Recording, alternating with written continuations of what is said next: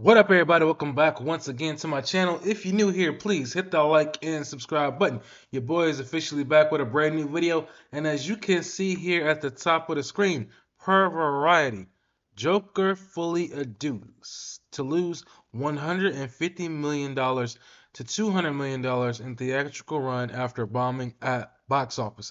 Now, I have yet to see this movie. I really didn't want to see it, especially after it was announced that it was going to be a musical. I had no interest in seeing this. It just didn't really excite me to see the sequel, especially since I didn't know what the story was about. I was really kind of like, well, where do they go from here after the first film?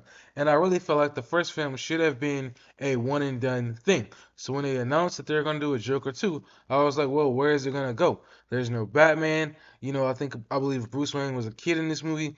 So there really was no telling where this was supposed to go. So, with that being said, let's go ahead and jump straight into this article and see what Variety has to say about Joker 2. And it says here, Joker Fully Ado was primed to be another twisted comic book smash. Instead, the sequel to 2019's billion-dollar hit Joker is a box office disaster.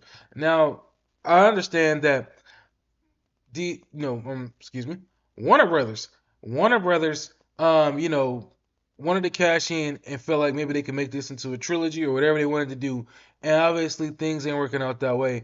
And a lot of people said even after the first one dropped that it should have been a one and done thing. There should not have been a sequel, and unfortunately here we are. So let's continue.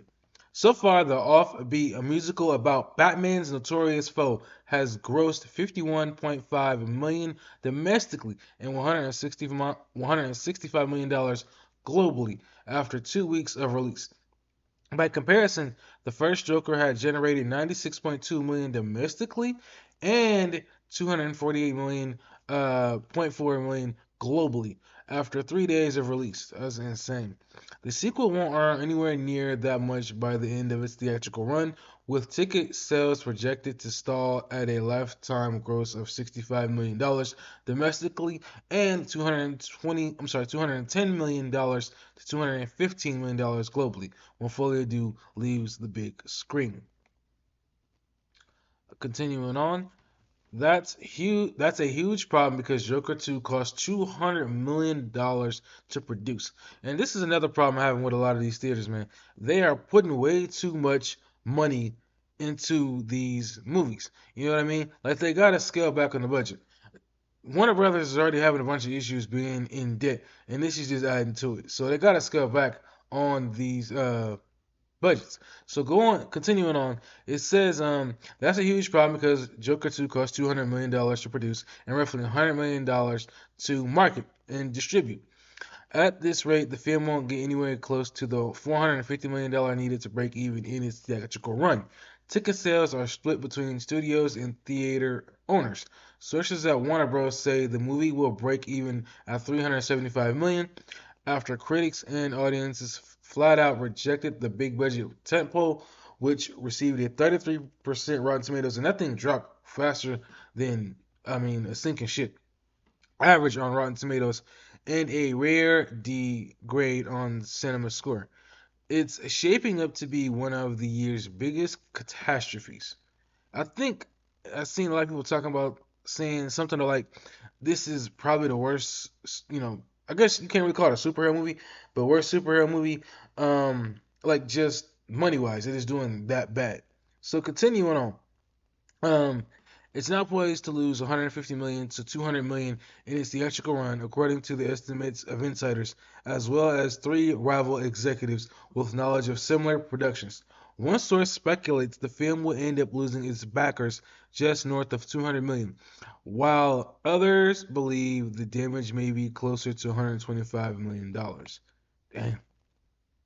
Any estimates suggested by anonymous insiders or rival executives are grossly wrong and continues a trend where rumor is reported as fact, a Warner Bros. Spokesperson said in a statement.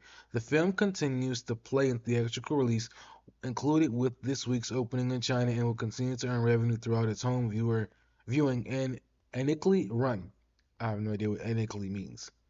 Continue on. Warner Bros. Does have the potential to recoup at least a bit of its investment when fully due lands on home entertainment platform on October 29th. And that's another issue that I'm having with a lot of these studios, man. Y'all are pulling movies way too damn fast. It's like I understand streaming is the big thing now, but it's getting ridiculous to the point where y'all only putting movies out in theaters for at least a month, maybe a month and a half, and then y'all pulling them.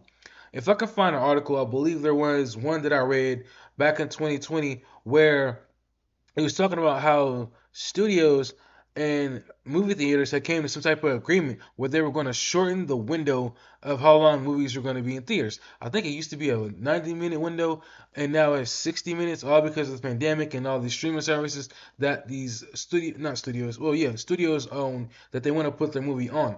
And I don't think it makes any difference if you have it in theaters for extra, month and a half, 2 months, and then decide to pull it. It's not going to stop people from wanting to watch it if it's a good movie. They're going to watch it in theaters or they're going to watch it at home regardless. I don't understand why these studios want to pull movies, especially if they're doing bad, so fast. I guess to try and recoup something on streaming. I don't understand. Because if bad word of mouth continues, nobody's going to watch it, no matter if it's in theaters or if it's on streaming. That's just my 2 cents. So, continuing on. Like I said, yet its partially grosses represent a shocking collapse from Joker, which became an unlikely and undisputed box office champion with 335 million in North America and 1.078 billion worldwide. It stood at the time as the highest grossing R-rated movie in history. Disney's Marvel sequel Deadpool and Wolverine supplanted that record in the US 635 million and worldwide 1.32 billion. Over the summer, though, Joker remains the biggest rated R international release with $743 million. Budgeted at roughly 65 million, Joker was one of the most profitable comic book adaptations ever made, although Warner Bros. Has to split the riches with two co-financiers, which the studios added to mitigate risk on the unconventional DC Inside story. Warner Bros. Has one co-financer domain on the sequel. Given the monster success of Joker, which also scoured 2 Oscars, it's not surprising that Folie à was greenlit and granted a bigger budget. But the outsized price point is one that makes it difficult for most films to achieve profitability in the current box office landscape. Much of the reason for the follow-up film gargantuan price tag was because of fees for director Todd Phillips and Joaquin Phoenix returning as disturbed stand-up Arthur Fleck, both of whom earned $20 million upfront, as well as Lady Gaga joining his fellow Arkham inmate Harleen Lee Quisnell, who pocketed $12 million. And it's crazy when you sign on big actors, you got to pay them. You also have to worry about just the budget of the movie, marketing, all that stuff. You know what I mean? So it costs a lot of money, especially paying actors up front to get them to come back for the sequels, and then the director, especially if it's a pretty big name. So continuing on, if the filmmakers and studios were committed to making a sequel, and why wouldn't they be after the first film made $1.8 billion? They faced a very difficult challenge by telling a new chapter that kept the audience engaged, says analyst David A. Gross of movie consulting Film Franchise Entertainment. Should have just left it as a one and done. Box office analysts believe that Phillips alienated the DC fan base by bringing song and dance numbers into the sequel. Hell yeah, resulting in the carnivorous difference in sales between the first and second Joker entries. While the original was a dark and grisly drama that borrowed front from Tracy's filmography of Taxi Driver and King of Comedy, the next chapter plays as a fantasy musical and includes covers of That's Life, Get Happy, and For Once in My Life. As Arthur Fleck awaits trial for, The first Joker was a timely, fresh counterpoint to the dominant superhero narrative in tone, and it worked. Gross adds, the filmmakers deserve credit for making more unconventional creative choices and Foley added the romantic angle and Lady Gaga, but this time nothing worked. Joker was released at boom time for comic book tempos when the mere idea of superhero fatigue seemed laughable. But the genre has proved to be less resilient in the post-pandemic era. Joker Fully Due joins the ignomous trio of 2023's Aquaman and the Lost Kingdom and the Marvels. All three are follow-up to billion-dollar tempos that completely collapsed at the box office and became big money losers.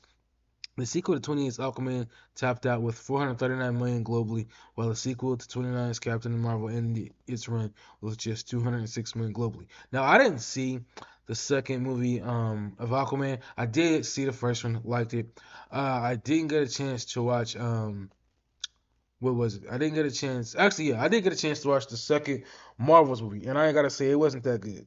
It really wasn't that good. I could see why that movie just didn't do very good, and I know there was a lot of stuff going on behind the scenes, but I didn't care for that movie at all. I just it was bad.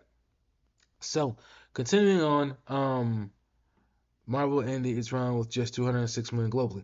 These misfires prove audiences will no longer show up simply because there's a DC or Marvel logo in the title. Thank you. Credits.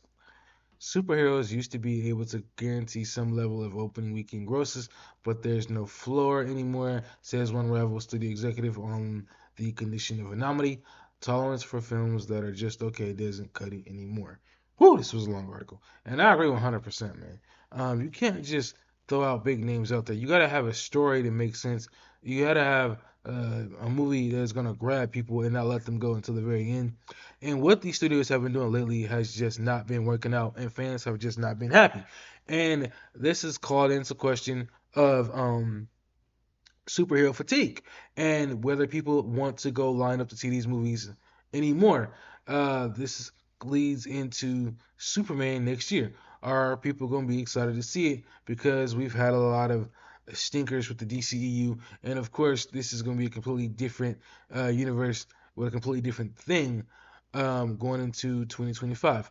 But there's just been really one bad thing after another when it comes to the DC brand, and hopefully James Gunn can turn it around with Superman starting next year. But as of right now, Joker fully due loses 150 to 200 million dollars in theatrical run, and it's already being pulled out of the theaters. So y'all let me know your thoughts in the comment section below. If you made it this far, hit the like and subscribe button. Um, Hit that notification bell, and I'll catch you on my next video. Thank you for watching. Peace. I'm out. 2,000 subscribers. Let's get it.